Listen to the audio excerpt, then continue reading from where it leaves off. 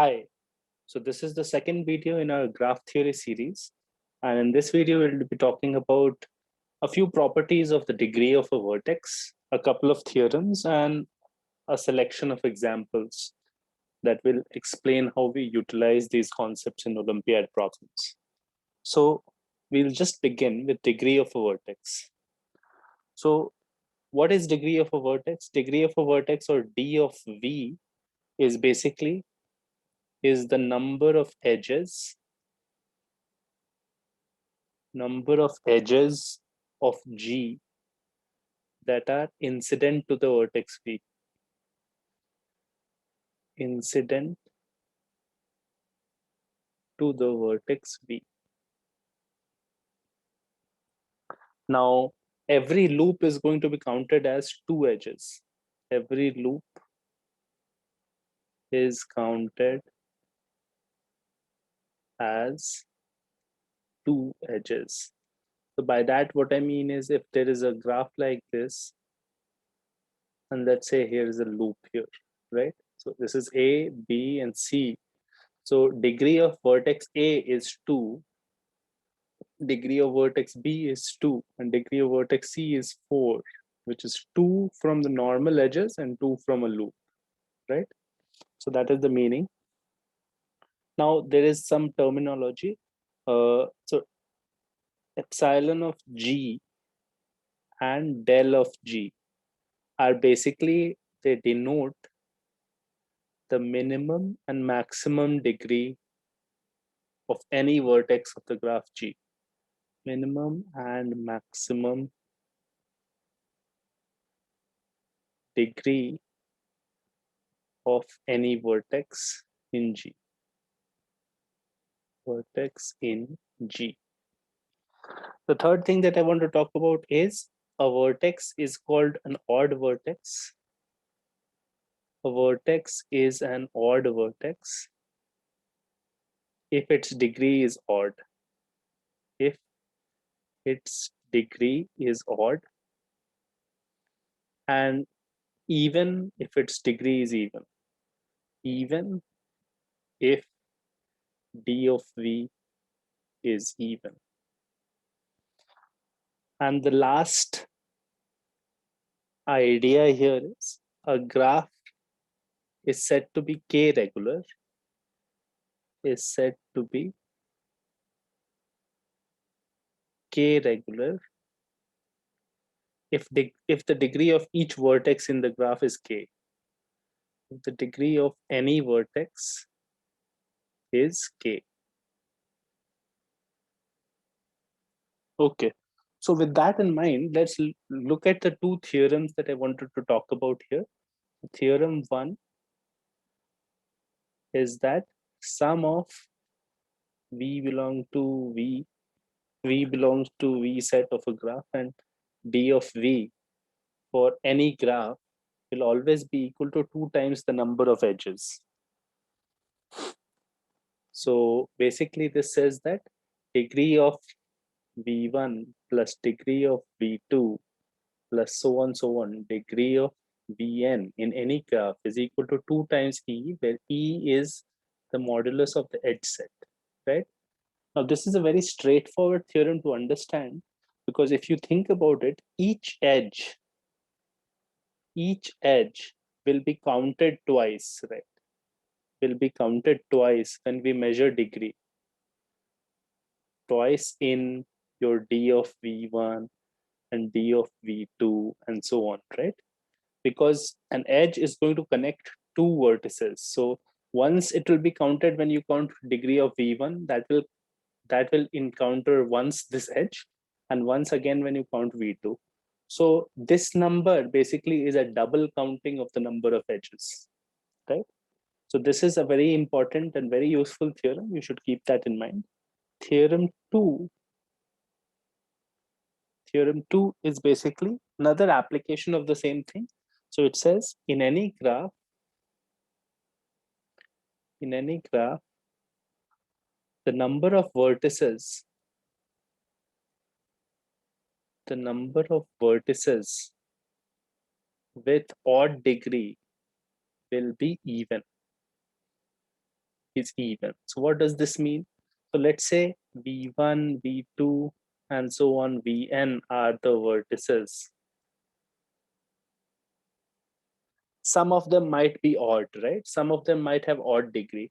So let's list out the degrees, d of V1 plus d of V2 plus so on, plus d of Vn, we know is equal to 2 times E.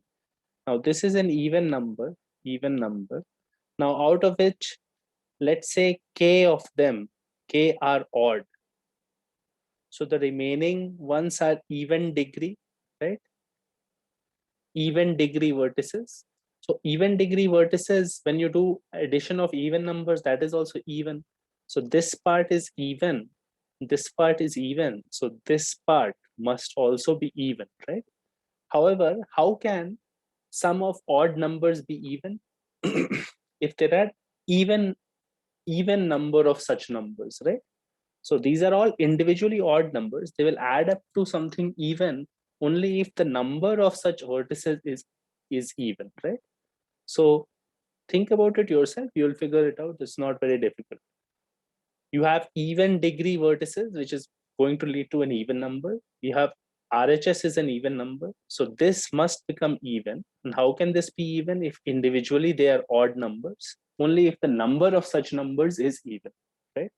That is also a theorem that will be quite useful for us. So let's move on to the problems that I wanted to discuss. So one of them, the first question that I want to talk about is Polish Maths Contest 1996. 1996. It says there are 99 members in a club, 99 members in a club, and every member wants to play bridge. Every member plays a game only with people that he knows. Game only with people that he or she knows. Okay. Each member knows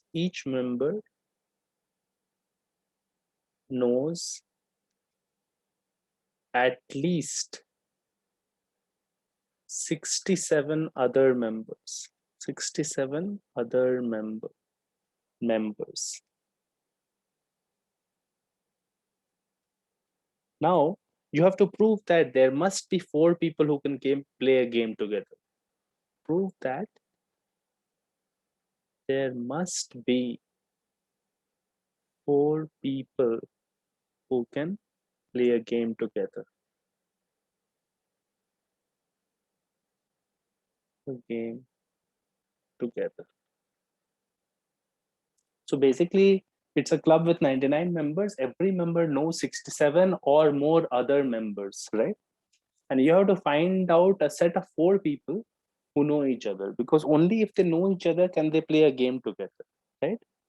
So this question is all about framing the problem in a right way, right? If you are able to design the right kind of graph to represent this question, the idea becomes very simple. So let's see what we can do. So the first thing is represent every member as a vertex. Every member as a vertex, right? The second thing would be to think about how we'll represent edges, whether they know each other or do not know each other. You have multiple options to represent an edge. So what we'll do here is connect 2 members with an edge if they are strangers. If they are strangers, right? So now if we connect the members which are with each other, if they are strangers, then what we have to ensure is we have to prove that there are 4 people, there are 4 people or 4 vertices which are not adjacent, which are not mutually adjacent. What does mutually adjacent mean? It means that there is no connection between any two out of these four. Like there is no connection between A, B, C, D. Because if there is a connection, then they are strangers. If there is no connection, then they know each other, right? So there is no connection between either A and B, A and C, A and D, B and D, B and C, and C and D, right? Then we can show that A, B, C, D definitely know each other, and then they can play a game with each other, right? So how do we do this now? Now that we have designed a graph, so let's think about it. Since each person, each person knows greater than equal to 67 people, right? So they don't know how many people. They don't know 99 minus 1 minus 67, right? Less than equal to, right? Which is equal to 31, right? Because 99 minus 67 other people and it themselves will not count yourself, knowing yourself as anything. So basically what we can say is that they don't know at least 31 people, right? At max 31 people. At max 31 people they don't know. Therefore, each person must be connected to those 31 people that they don't know, right? Because you have to connect them with an edge if they are strangers, right? Therefore, what we can say is degree of each vertex will be less than equal to 31, right? Now, once you understand this much, it becomes really straightforward. Because what you can say is pick any vertex x. Pick any vertex x, right? Now, you can definitely pick another vertex y. You can pick a vertex y such that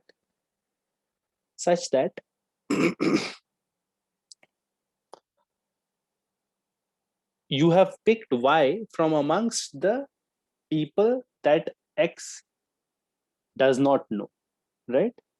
So or people that x knows, right? So how do you do that? Basically what you can say is in the remaining 97 vertices, in the remaining 97 vertices, right? After picking x and y, the number of vertices, the number of vertices which are neighbors, of x and y, neighbors of x and y will be at max, will be less than equal to degree of x plus degree of y, right? So that will be 31 plus 31, 62, right? So what am I saying here? What I'm saying is, suppose I pick a random vertex x. Obviously, each person knows greater than equal to 67, or each person is connected to 31 other people, right? Degree of each vertex is less than equal to 31, right? So we can definitely find some vertex y here which is not connected to this, right? Because the total number is 99, which is very big. 31 of these vertices will be connected, but there will be some y here that will not be connected, right? So we pick such a y. Once we have picked x and y, now still what you can say is that the number of people x and y will be together connected to should be less than equal to 31 plus 31 or 62, right? So out of the 99 people, there are 62 at max people who are connected to x and connected to y, right? So there are still some 37 other people from where you can pick another z, right? You can pick z, another out of the remaining 37, so that x, y, and z are all not connected to each other, right? Okay, so I hope you understand this part. We are basically just choosing the vertices from the set of vertices which are not connected to each other. So x will be connected to 31. We'll pick y from the remaining 68, And once you have picked y from the remaining 68, the total number of connections from x and y will be 62, 31 and 31 for each. So there will be still 37 vertices from which we can pick z. Once we have picked z, we have 3 players who do not know each other. And the total number of vertices that they will be connected to individually will be 31 max, 31 max, 31 max, so still 93, right? So you still have 6 choices left from where you can pick a W, right? I hope you are understanding what we are doing. We are just picking vertices which are not connected to each other, right? So X, Y, Z, W, 4 vertices can easily be chosen in such a way that none of them are mutually adjacent, right? And mutually not being mutually adjacent ensures that they know each other and therefore that they can play a game together, right? If you have any confusion with this, just pause your video, take some small example and think about it. You will get it. It's not very hard. So this is the Polish maths contest problem. Now let's look at another question. This is actually USAMO 1989. USAMO 1989. Okay, so let's look at it. It says in a region, 20 members of a tennis club hold 14 singles matches. Hold 14 singles matches. Okay. Okay. Everyone plays at least once. Everyone plays at least once. Everyone plays at least once. Now prove that there must be 6 matches. There must be 6 matches in which 12 participants are all different. In which the 12 participants are all different.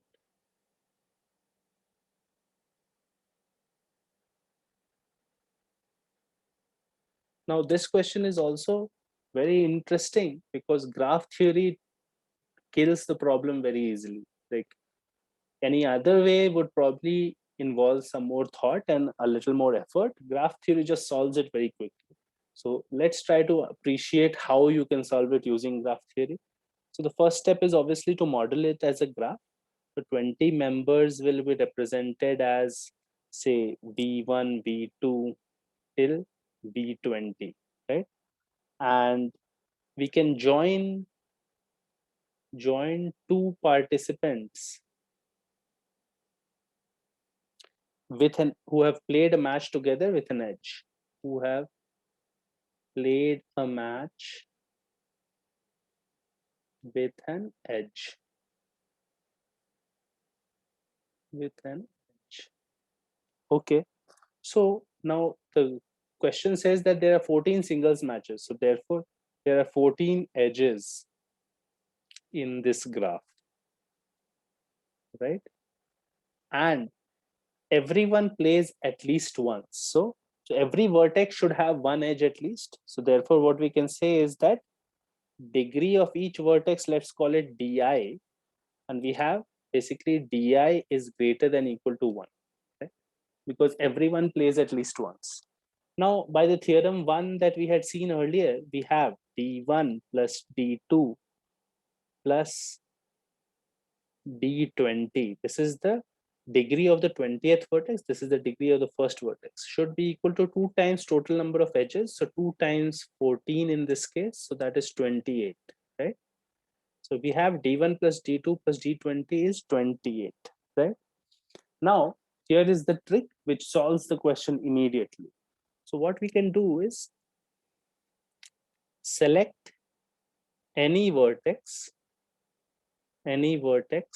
let's say vi, and delete d of I minus 1 edges from it. You get a new graph g dash. you get a new graph G dash. Now think about what has happened here. You have selected each vertex. So for example, from the first vertex, how many edges will you delete? D1 minus 1. From the second one, D2 minus 1. So actually, what does this ensure? This ensures since first vertex had D1 edges, it is left with one edge, right? And this is also left with one edge, right?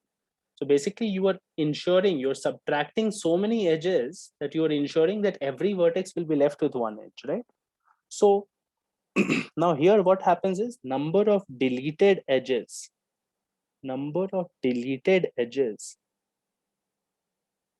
will be less than equal to d1 minus 1 plus d2 minus 1 and so on plus d20 minus 1. Why have I put a less than equal to sign instead of an equal to sign? You deleted these many edges, but the reason we are putting less than equal to is because sometimes when you deleted say one particular edge from vertex 1, you have already deleted it from vertex 2, right? So you might be double counting the same edge, right? Suppose there was an edge between v1 and v2, right? So when you delete, and there were some other edges in v1, so suppose you deleted this edge from v1 and this edge also, right? Then when you come to v2, you have already deleted this edge, right? So you're double counting the same deleted edge. So we are saying the total number of deleted edges is less than or equal to this, right? In case there is no double counting, it will be equal. Otherwise it will be this, right? So that will be equal to actually d1 plus d2 plus d20 minus 20. So that is equal to 28 minus 20 or 8, right? So think about it, the number of deleted edges will be less than equal to 8, right? So the graph G dash will have number of edges will be at least number of edges in G dash will be greater than equal to total number of original edges minus number of deleted edges. So equal to 6, right? So you will have 6 edges at least in G dash, right? And now notice that our construction is such that each vertex is left with degree 1, right? Each vertex has only one edge left.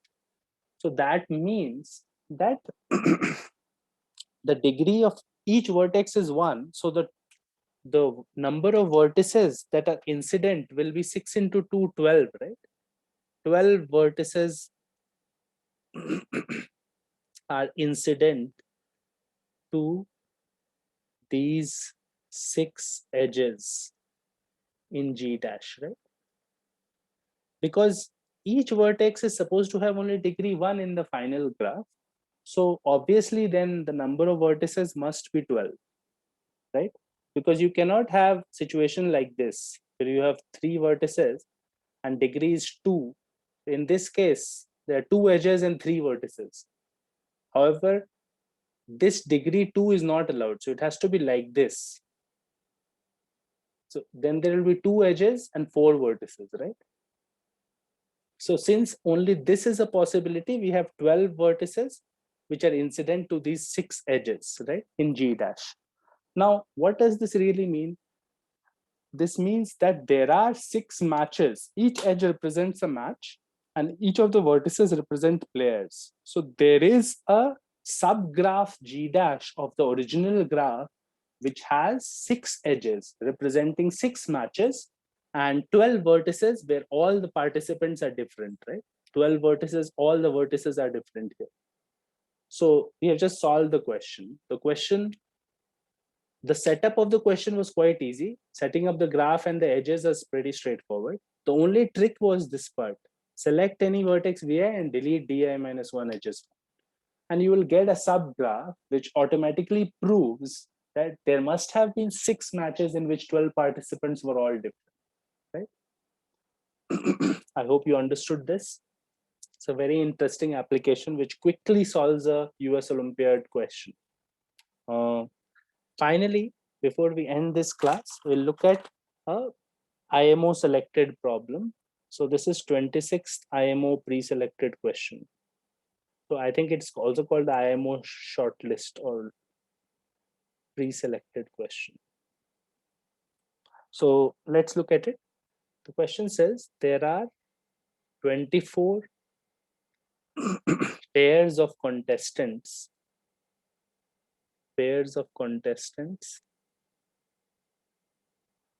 taking part in a tournament. Taking part in a tournament. Some athletes shake hands. Some athletes shake hands. But the two athletes in any pair do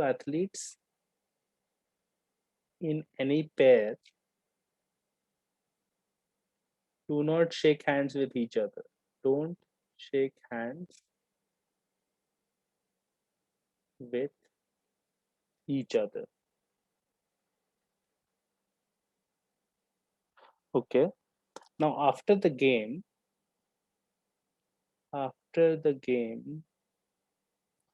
one male athlete asks everyone the number of handshakes that they have made. Asks everyone the number of handshakes that they have made. And all the answers are different. All the answers are different. So everyone replies with their own number of handshakes and everyone's answer is different. Now the question is, how many people does the male athlete's partner shake hands with? Shake hands with. So basically, slightly tricky question. There are 24 pairs of contestants taking part in a tournament. So pairs of contestants means one per person and they will have a partner. So there are 24 pairs, so total 48 athletes. Now some athletes will shake hands amongst each other, but never is it going to happen that two athletes who are in the same pair, who are together, will shake hands with each other. They won't shake hands with each other. Okay, so after the game, there is one particular athlete who asks everyone for how many handshakes have you done, and everyone's answers are different, right? Now, how many people does the male athlete's partner shake hands with? So this athlete who is going around asking questions, his partner, how many handshakes did he or she do, right? So that is the question. Okay, so let's start off by just making some notation. Let's say V, V0, V1, V2 till V46 represent the 48 athletes. Here we are saying V is the male athlete who asks questions. So apart from that, there are 47 others, right? So how do we represent edges here? Edges are represented in a straightforward manner. Edges join two vertices if and only if they have shaken hands. If and only if they have shaken hands. Okay, great. Now, what do we know from the restrictions in the question? We know that degree of Vi should be less than equal to 46, where I goes from 0 to 46, because we know that each person cannot shake hands with themselves and they cannot shake hands with their partner, right? So two people are ruled out. So the maximum number of possible handshakes for any person is 46, right? So this is true. Also, we know that degree of Vi is not equal to degree of Vj unless I is equal to j, right? This is true because they said that all the answers are different, right? All the answers are different. So that means since V was asking everyone else, so we know that everyone else's answers were all unique, right? So since from 0 to 46, there are 47 people and the degree has to be from 0 to 46, there are only 47 choices, right? So that means everyone has a unique degree, right? You understand? The number of people is also 47 and the values from 0 to 46 is also 47. So everyone has a unique degree, right? And they cannot be equal. So each of them will be assigned some number from 0 to 46, right? Great. So we know that except V, the degree of other vertices, is from 0 to 46, is from 0 to 46, right? So we'll do it on the next page. So without loss of generality, we can suppose that degree of Vi is equal to I, right? Because anyway, they will have to fit some natural number from 0 to 46. So we might as well take each V0 degree to be 0, V1 degree to be 1, V2 degree to be 2, and so on, right? There's no harm in assuming that this is V0. The labeling doesn't matter here, right? Now, this labeling, however, ensures something. This labeling that we got, V0 is 0, V46 is 46, right? So this tells us that V46 is adjacent to everyone except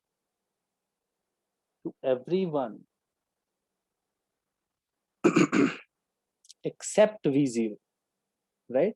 Because V0 was 0, so V0 is adjacent to no one. So V46 must be adjacent to everyone else except V0, right? V46 has to be adjacent to V also, V1 also, V2 also until V45, right? These are 45 and this is V. So this is 46 total. So V46 is definitely not adjacent to V0. And he's not adjacent to himself, right? So that means that because the question said that the only people who don't shake hands are partners, right? So that means that V0 and V46 are partners, right? So they are pairs together, right? So therefore they did not shake hands with each other, right? Now, here is the crucial step here. What we can do is we delete V0 and V46 and the edges incident to them,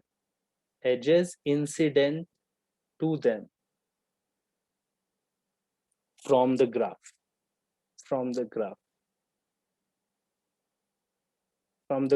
G, and get a new graph G dash. So what happens when you delete V0 from this? There is no impact of deleting V0 from the graph, right? Because V0 was anyway not connected to anyone, right? But what about V46? If you delete V46 and all the 46 edges from it, what happens is the degree of each of the other vertices is reduced by 1, right? Because everyone was connected to V46 with one edge.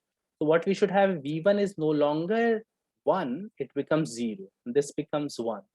And V45 was in originally 45, but now becomes 44, right? Correct. So now think about it. We have a new graph G dash, which has vertices V1 to V45, which are 45, plus a vertex V, right? And because original graph had different values for each of these vertices, The new graph has also different degrees because each degree is just reduced by 1, right? So you notice that now V1 has got the 0 degree and V45 has got the 44 degree, right? So by the same logic, we can say that V45 and V1 must be partners, And by the same logic, we can again delete them. We can again delete them from the graph to get a new graph G double dash. And then what you will have is V44 and V2 will become partners, And you keep following this process till you realize that finally V24 and V22 are partners. V24 and V22 will be partners. And what is the one vertex that is left behind here? What is the one vertex that could not be paired up like that, right? We have one vertex in the middle called V23, which will not find any partner. So who is the partner of V23? V and V23 are partners. V and V23 will become partners because V is the only vertex left apart from this list when you follow this process again and again. So V and V23 are partners. So therefore, we know that originally we had assigned V23 to have 23 handshakes. So we know that V's partner has now gotten 23 handshakes done. 23 handshakes is the answer because we found the partner of V, which was V23, right?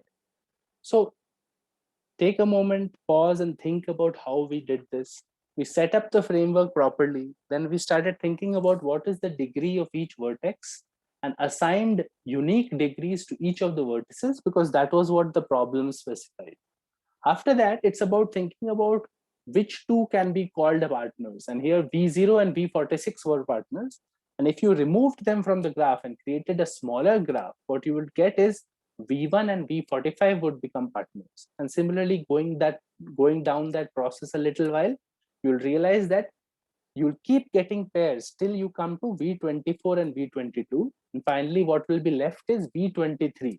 And that means that V and V23 are partners. Therefore, we have 23 handshakes as the partner of the male athlete who asked the questions. I hope you understood the solution.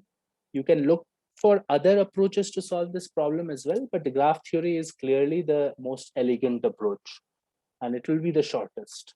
So I hope you learned something from this video and you are able to use these techniques in your problems as well. See you next time.